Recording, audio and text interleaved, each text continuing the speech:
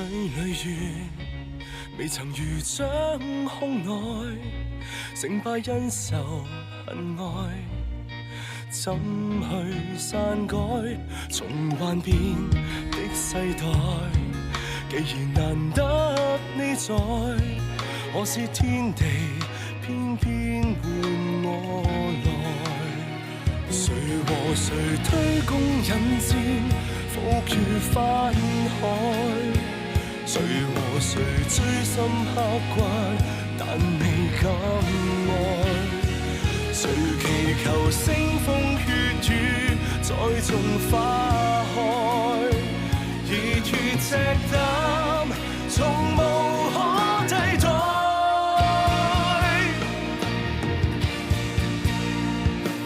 橫越長空與深海，用時歸去有來，漸慢從一剎張開。以後必更精彩，日月塵灰現於腮，故事總有你在。記住，如果要分開，再回來。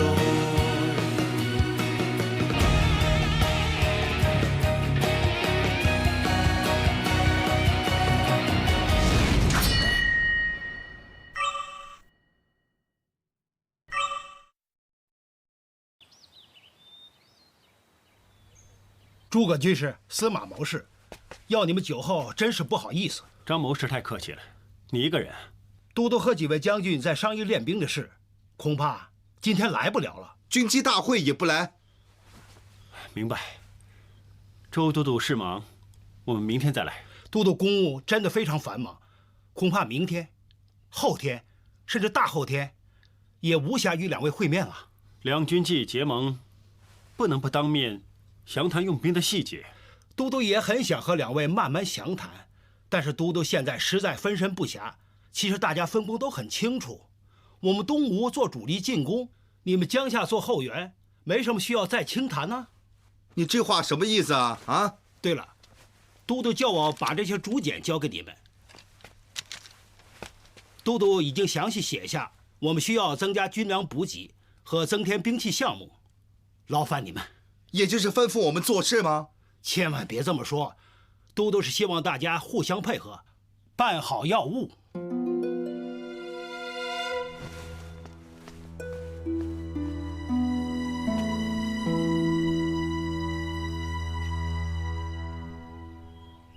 周瑜这家伙太嚣张了，会也不开，话也不直接说，只派个小角色来通知我们。周瑜将计就计，利用蒋干成功铲除蔡瑁、张允这两个心腹大患，仗着自己得势，根本不把我们放在眼里。恐怕会越来越得寸进尺啊！我们要想办法反击才行，不能站着白挨打。大家先别动怒，如今曹操才是我们大敌，若是我们内部不和，只会重蹈当日和蔡夫人结盟的覆辙，失败收场。不错，大局为重，我们就忍让一下周瑜，照他的意思做。那好吧，我们商议一下军粮补给、添置兵器的细节。你们慢慢轻谈，我会看公文。今天夫人从仙馆回来了。哦，大嫂1个月才回来一次，大哥一定很惦记她和阿斗，想马上就看见他们，其他的事包在我们身上。劳烦你们。大夫人回来了，那桑柔……云溪，别胡思乱想，专心做事。哦。阿斗，离开你一会儿就到处乱跑了。啊，阿斗没见一阵子会走会跑了。嗨，美女，没见过你，第一次来这个场啊。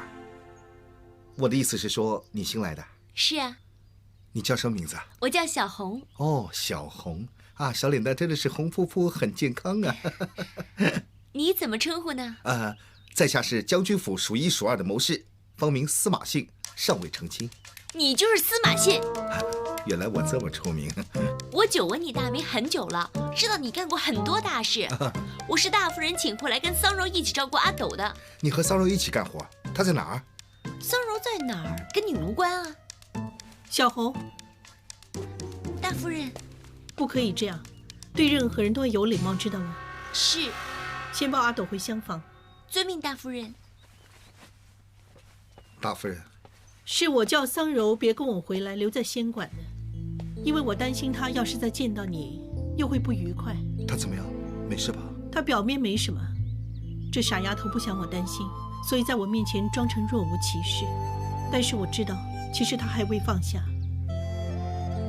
云信，你还是别再找桑柔了，她不见你会好得多。你如此关心，对她来说，反而是一种伤害。我没想过会伤害他的。没想过，但事实是真的伤害了她。我不知道怎么补救，我一直以为时间会冲淡一切，他会很快没事。但是偏偏桑柔与你不同，她是一个重情的人。都是我不好。如今感到内疚，又何必当初呢？我们负责建造战船，可否顺利？在江夏用来造船的上等槐木已经被砍伐的差不多了。我前几个月在益州南面边境设立了护市，益州山林密布，古木参天，相信能够在那里找到大量适合的木材。军师果真有先见之明，早在那里设立方便买卖的护市。云信，你没事吧？有何建议？哦，没事。你们在说护市吗？我在想，是不是我家乡做生意的贸易办事处？贸易办事处，真是听都没听过。嘿嘿，云信，你家乡怎么有那么多稀奇古怪的名字啊？找木材刻不容缓。崔谋士，你负责去当地选购适合的木材，尽早运回江夏。是，主公。我交代完手上的工作，3天后启程。我和三弟在益州打过几年仗，和那里的公孙武将军是好朋友，有什么事你可以找他照应一下。还有，那里的太阳很猛，真的热得不得了，多喝些水，以防中暑。多谢2位将军提点。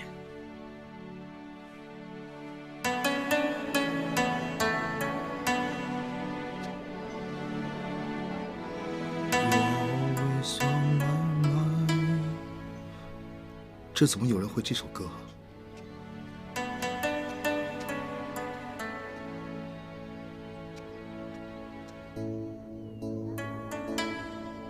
这人是六艺会馆的琴师，原来他在这套生活。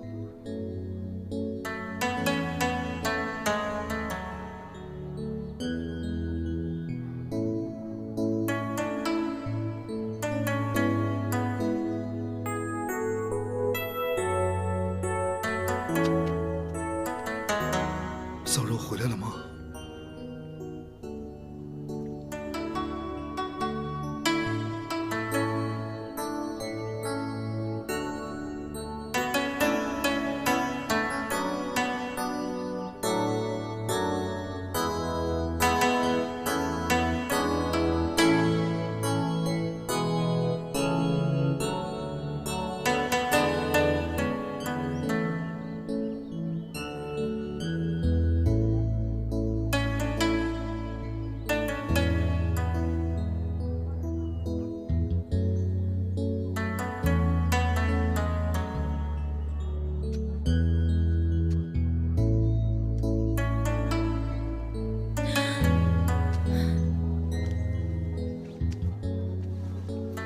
手帕呢？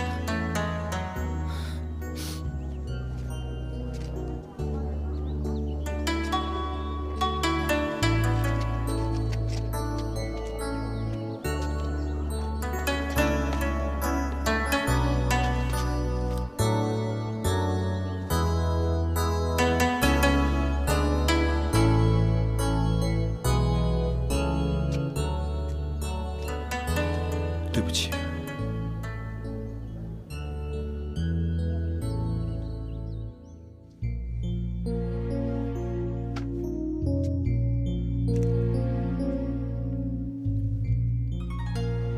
云信，会妨碍你吗？不会，请坐。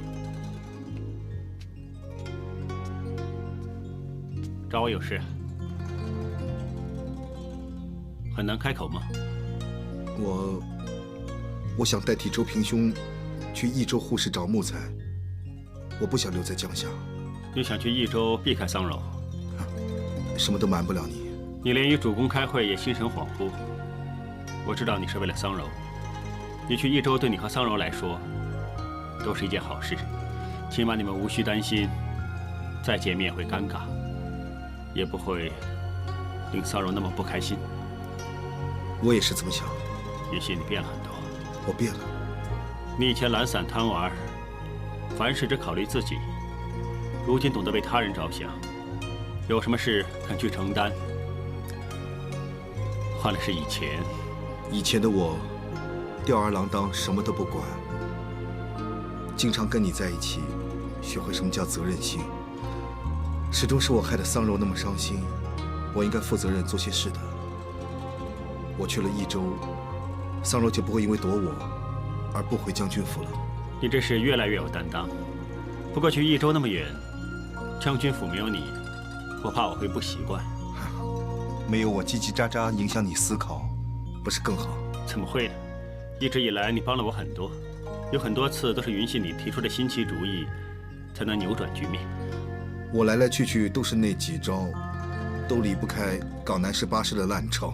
其实这些都是很低级、很庸俗的想法。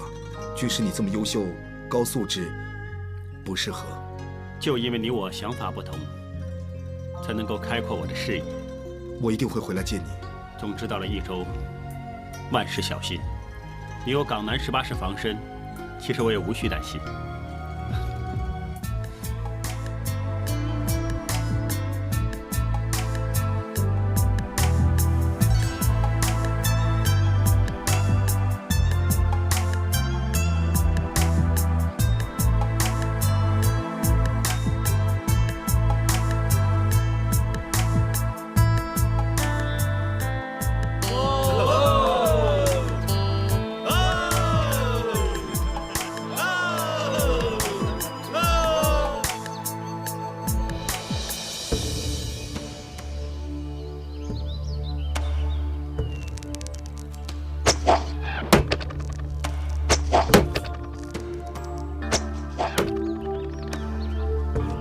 这里的箭靶只有100步之遥，以我的箭术也难中红心。打水仗之时，两军隔船隔江开战，距离何止100步？若士兵用这批箭去杀敌，如何打赢这场仗？之前的水患，各地金穴库淹水，很多箭都泡过水，发霉生锈，甚至箭羽脱落。这批箭已算是质量尚可的了。质量尚可，这批箭根本不堪使用。但是我们跟曹军打水仗，箭是主要的争胜武器。如今这么大批箭报废，我军实力大打折扣。就算立刻下令日夜赶工，加快造箭，恐怕时间紧迫呀。立刻抽调东吴所有工匠，想办法修复损毁并非太严重的箭。尽可能，不过不敢保证。这样吧，都督想到办法了吗？利用诸葛亮。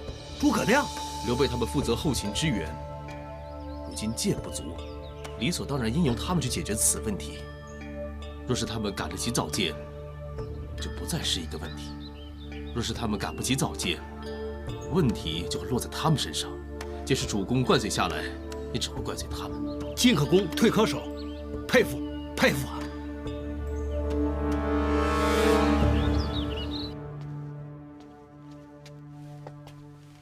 诸葛军师，周都督，请坐。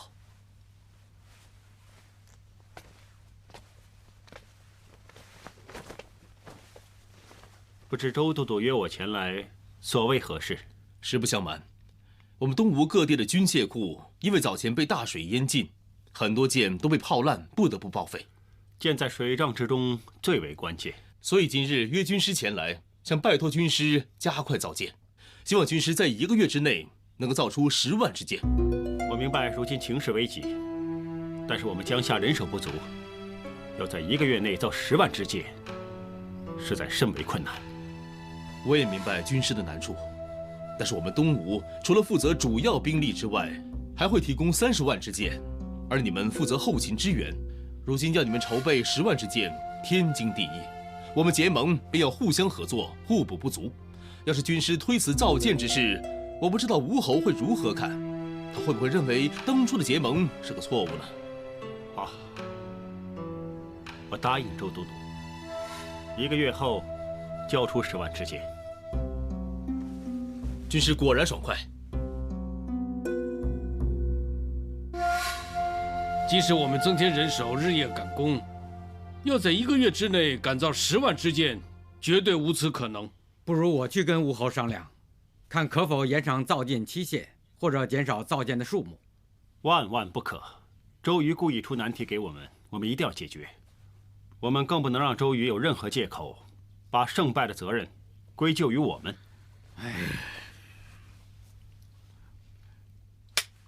有办法，去益州。益州公孙武将军，我与二哥的好朋友，交情很深。我们可以向他购买10万之箭。益州位于边陲，穷山恶水，连曹操都没兴趣攻打占据，许久没打过仗，一定有大量兵器库存呢。不错，三弟这个办法可以一试。司马谋士，你吃了饭再做吧。你搁着吧，我做完就会吃，谢谢你。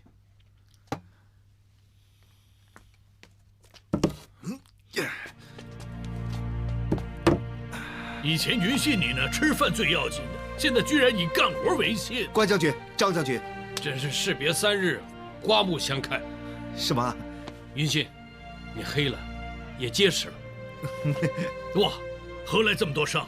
哦，一定是上阵杀敌了，是不是？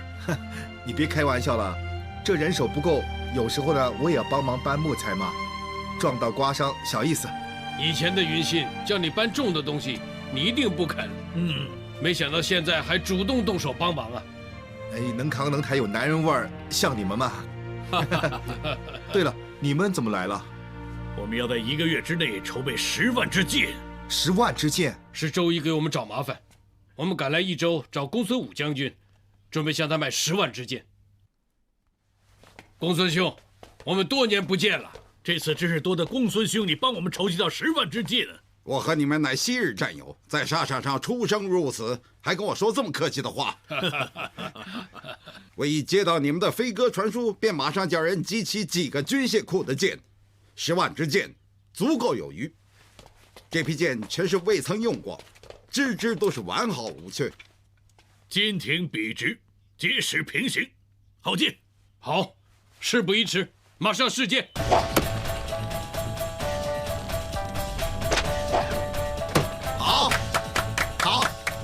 2位的箭法还是这么厉害，百发百中。公孙将军，我也想试试。好，来。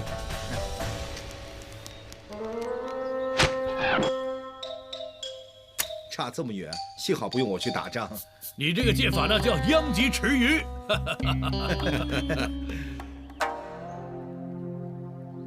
2位将军，怎么这个表情啊？我差是正常的。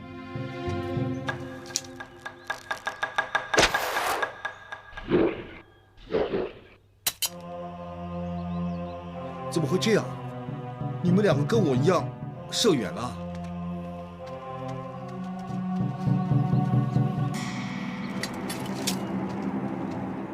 公孙兄，箭用何木做成？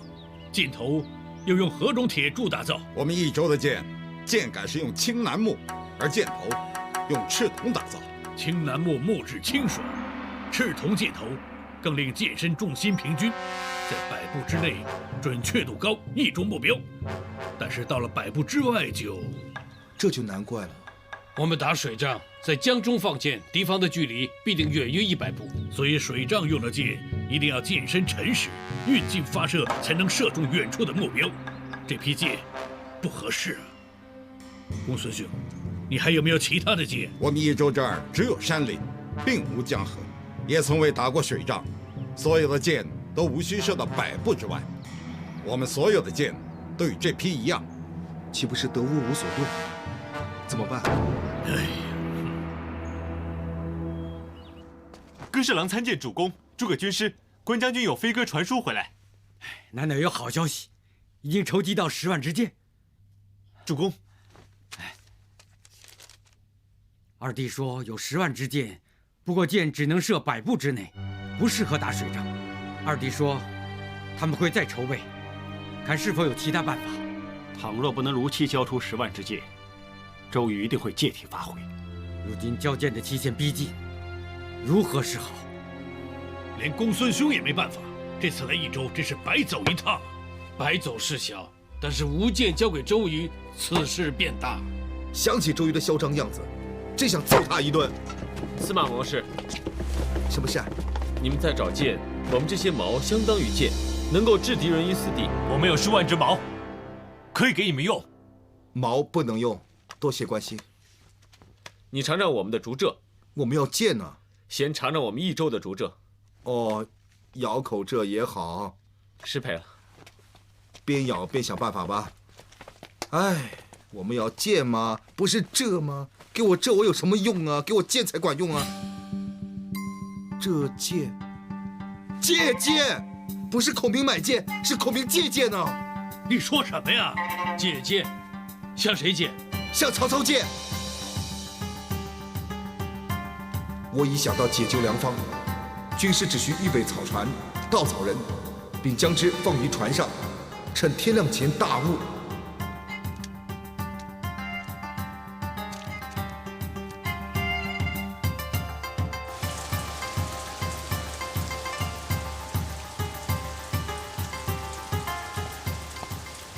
军师，主公，还未有对策。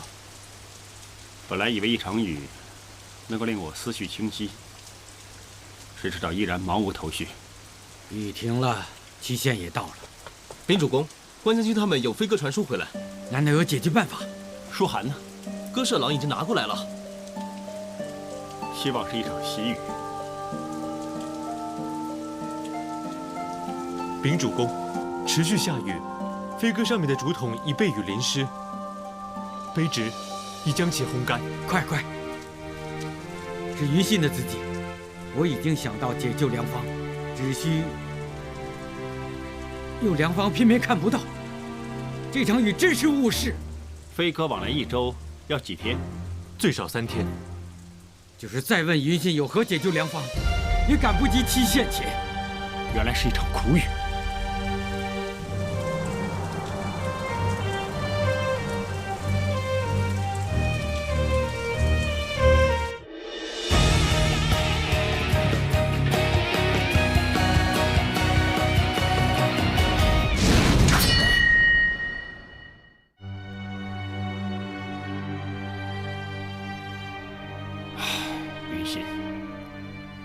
你到底想到什么？夫君，夫人，夫君，你相信云信真的想到解救良方？他这么写，应该是。云信有些小聪明，但是他那么贪玩，做事只会夸夸其谈。他踏实了很多，已经不是当初的云信。你比我对他的认识深，况且我对他有些偏见。应该相信朋友。我不打扰你了，喝杯茶，再慢慢想吧。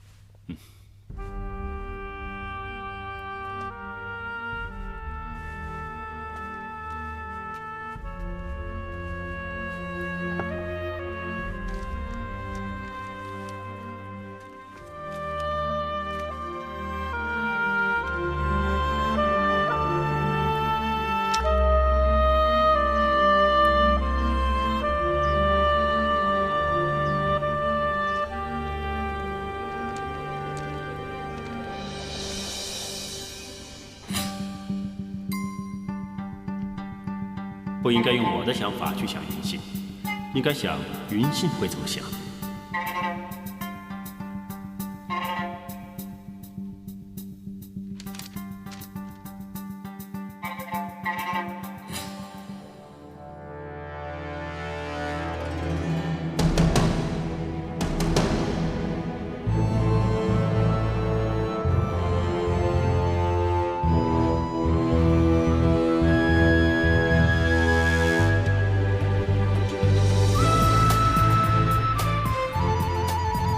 把稻草人搬去小艇，再运去战船。小心点，记得要把所有草人绑稳在船边，确保不会移动半分。是，军师。大家小心。主公，一切就绪，是时候去借剑。此行冒险，一切小心。主公放心，孔明有十足把握完成任务。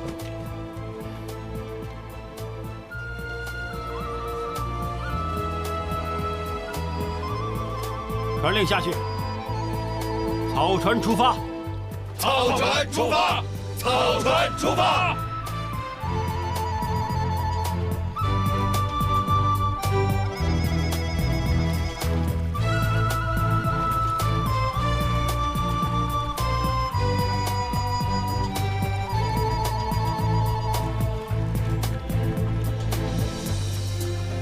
诸葛军师，我们静心等候。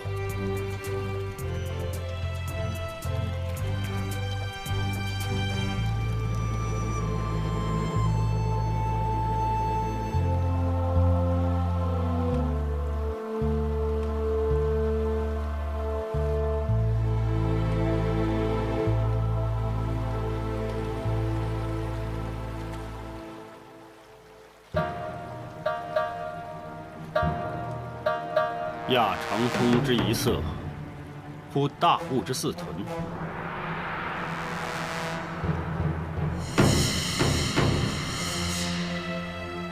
雾起了，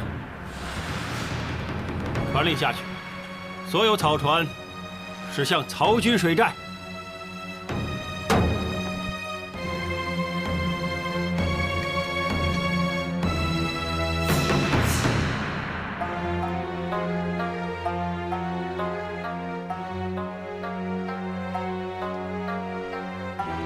有敌军来偷袭！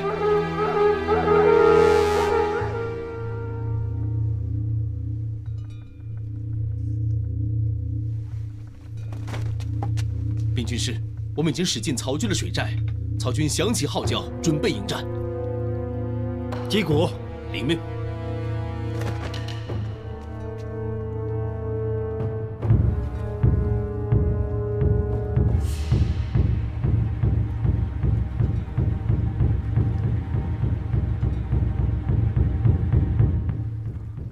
将军，敌船数目不明，但是船边都站满了士兵，显然人数不少。我们如何应战？江上大雾，出击恐方会中伏，用箭杀敌。放箭！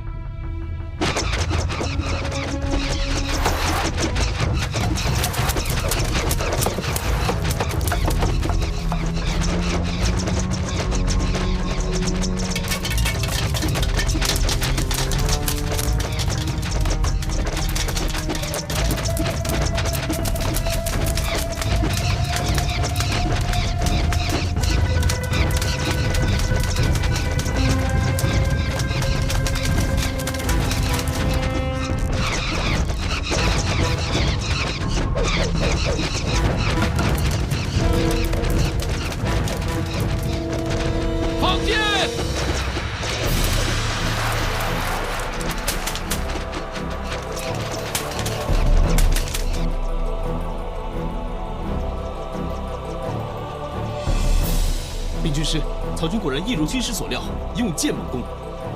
传令下去，草船转向，准备回航。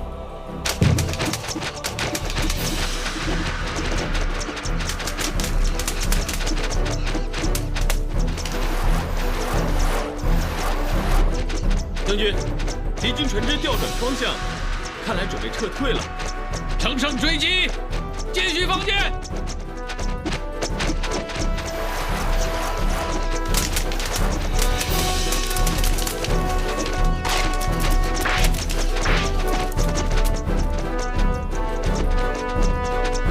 继续放箭！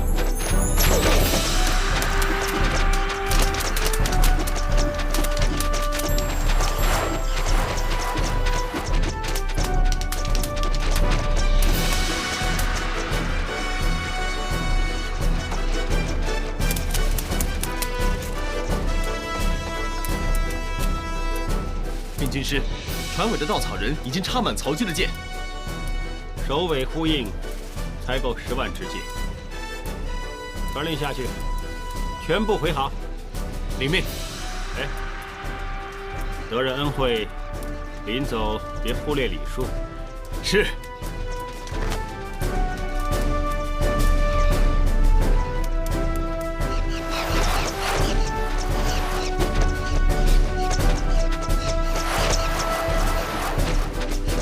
传令下去，停止放箭。是。去禀报丞相，我们已经击退敌军。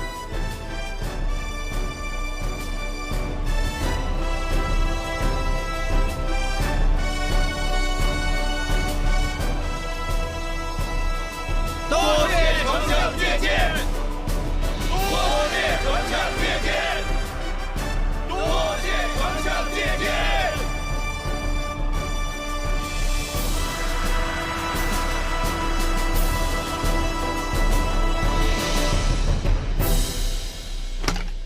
可恶！用草人来骗我10万支箭。人家诸葛亮、周瑜是军师，你们也是军师，为何他们两个能够想出这么好的妙计，你们两个想不出来？他们这次侥幸，博望坡是侥幸，这次也是侥幸。多谢丞相借鉴，他们休想再放肆！本若定当为丞相报仇雪耻。不铲除这2个狗贼，还能誓不为人。居然是曹操借箭！诸葛军师真是神人，连江上会有浓雾也猜测得到，不然曹军就不会狂乱放箭。这个时节，江上经常有浓雾啊。也要诸葛军师玲珑巧思才得此妙计。就算我们3个知道哪一晚会有浓雾，我们也想不出斗胆向曹操借箭的妙计。诸葛军师居然能赶得及在限期之内交出10万支箭，而且是用一个如此意想不到的办法。唉，公瑾不能不拜服，不能不拜服。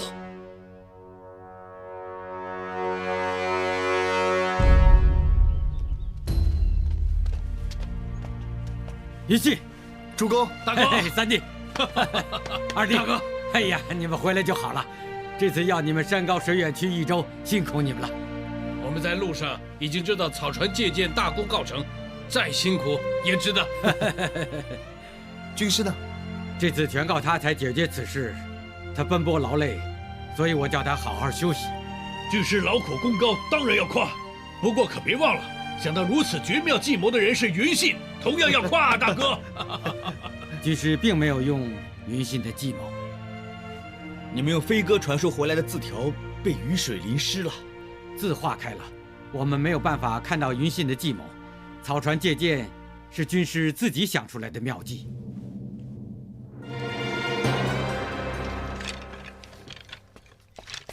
军师，云信，你别收拾了，主公怕你辛苦，说放你假吗？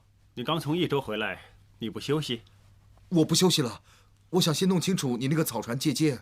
你在字条上说有解救良方，是什么？就是草船借箭啊！草船借箭，果然是草船借箭。你想如何借？拿稻草人扮士兵，趁大雾打曹军，引他们射箭在稻草人上。你的想法跟我一模一样。这么巧？应该这么巧？应该这么巧。我就是用你的想法去想。不是说字化开看不到了吗？你有办法还原它？不是，我们束手无策。看着你那张化开的字条之时，我想起你说过，你的办法来来去去都是那些招数，离不开港南18式的烂招，所以我就尝试用你的想法去想。港南18式有关系吗？你自己看，是哪2招？爱装蒜，瞎糊弄，拿稻草人扮士兵就是爱装蒜，趁浓雾去打曹军，使他们分不清真假，就是瞎糊弄，真是神奇。原来是港南18式启发诸葛军师的草船借箭。云信，我又要再一次多谢你。军师，其实港南18式呢是我自己乱编瞎掰的，危急关头你还相信我？应该相信朋友。朋友是好朋友，能够了解对方思想。不是好朋友是什么？对，不是好朋友是什么？有诸葛军师的妙计，我们阵营多了10万支箭，而曹操的阵营便少了10万支箭，强我弱比，真好。干！最畅快的是能羞辱曹操这老贼，损曹军士气。诸葛军师真是居功至伟。孔明不敢居功。哎，军师不用这么谦虚的，全靠诸葛军师的天下第一聪明脑袋才想到绝世妙计。哇，天下第一军师，当之无愧！天下第一军师，天下第一军师，天下第一军师，天下第一军师，天下第一军师，天下第一军师，天下第一军师，天下第一军师，天下第一军师，天下。大家为了备战，时时刻刻都紧张焦虑，难得今天可以畅饮一番。来，不谈公事，干！大家尽情享乐，不醉不归。来，干！干！干！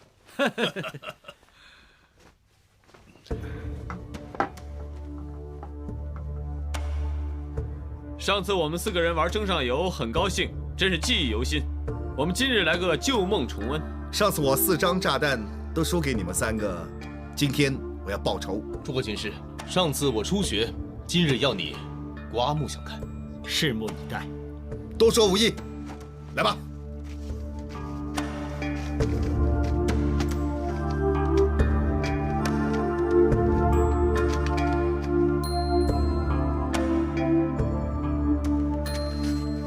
出完，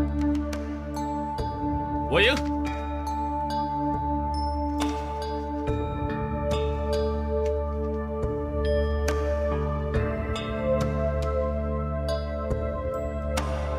我赢了，我先出，1对4，1对4，大，1对8，1对10，大，1对圈，大。军师到你。诸葛军师，10万支箭都难不倒你，13张牌在手，也要想这么久。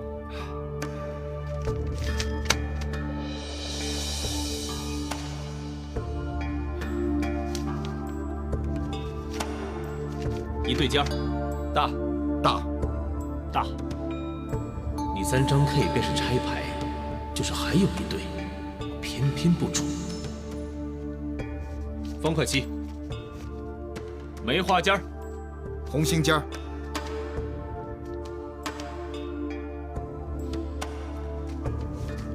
黑桃2，我最大，梅花8，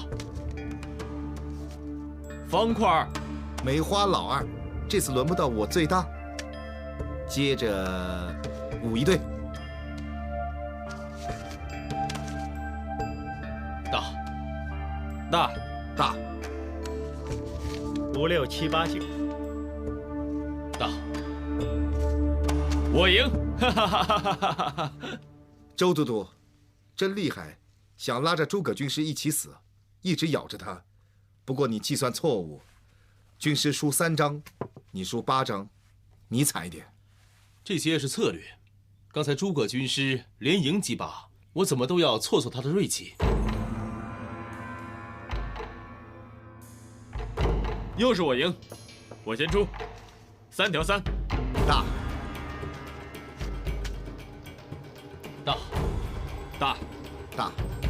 1张4。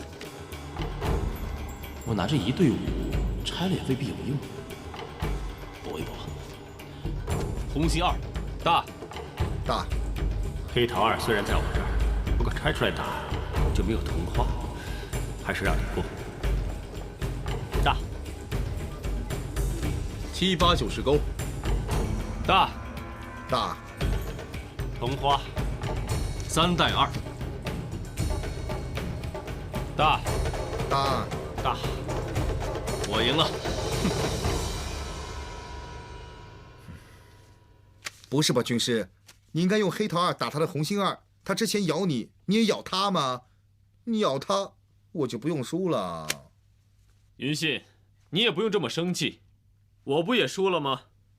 诸葛军师只是顺着章法出牌，最重要的就是他不记仇，没追着公瑾打，果然有大将之风。吴侯过奖了。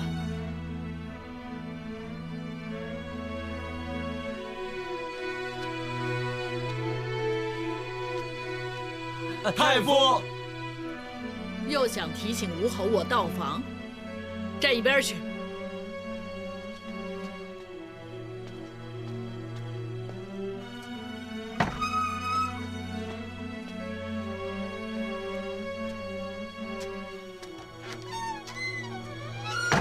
娘，这么晚还没睡，找我有事？我知道上次跟你玩弹棋那2位军师来了将军府，我前来查看，看到你灯火通明，以为你又跟他们2个通宵玩乐。我刚跟他们打完征上游。打征上游？哼，你始终顾着玩乐。娘息怒，其实打征上游不光是耍乐，他还能够训练头脑，从中领悟到行军的战术。孩儿明白您一直希望我以兄长为榜样，精明能干，勤政爱民。其实孩儿一直都很努力去做，而且孩儿不只要媲美兄长，还要胜过兄长。我除了要天下人知道我们东吴有多么强大、多么兴盛之外，我还要天下人臣服于我们东吴，臣服于我。你真是我的乖孩儿，终于懂事了。经过我昨夜彻夜思量，我认为与曹操一战，主守未必是取胜之道，反而主攻可以占先机、破强敌，而且如今也是攻打曹操的最佳时机。打仗不外乎斗智斗勇。斗智，我们有2位聪明绝顶的周都督和诸葛军师；斗勇，我们有骁勇善战的关羽将军和张飞将军。重要的是，兄弟同心，其利断金。与刘皇叔结盟，就如兄弟手足，合作无间。如今我们兵精粮足，军备俱全，天时地利人和俱备，主动出击，剿灭曹贼，此待何时？吴侯英明，就让曹操大吃一惊，杀他个措手不及。好，兵贵神速，不日之内，我们就与曹军开战，而战场我已选定在赤壁。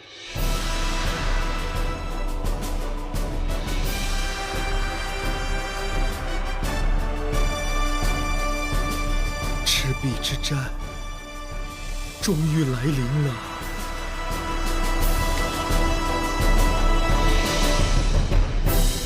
谁和谁推弓引箭，伏於翻海？谁和谁錐心刻骨，但未敢愛？谁祈求腥風血雨再種花開？熱血赤膽，從無可替代。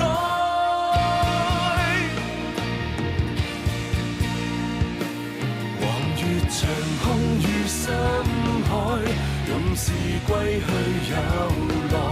箭脈從一剎張開，以後必更精彩。歲月塵灰染於腮，故事總有你在。